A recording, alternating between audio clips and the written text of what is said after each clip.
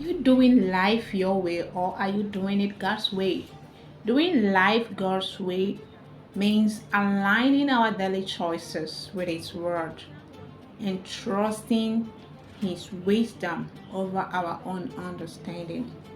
In a world full of noise, distraction, and opinion, God's way provides clarity, peace, and purpose. His principle teaches us to love unconditionally, forgive freely, live humbly, and walk by faith, not by sight.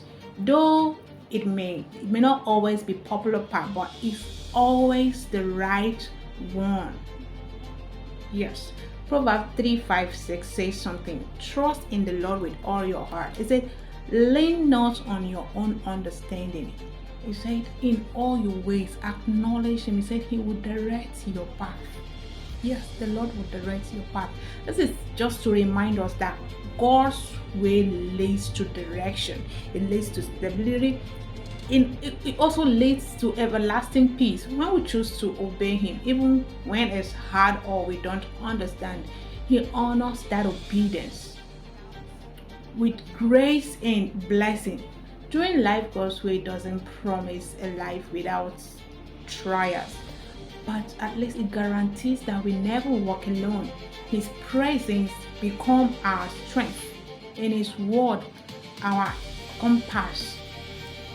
So let's commit to living not just any life, but the life God designed for us, full of meaning, full of love, eternal reward, and so on. Doing life your own way, apart from God, often leads to painful consequences.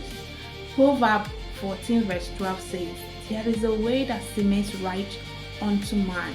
He said, but the end thereof is death.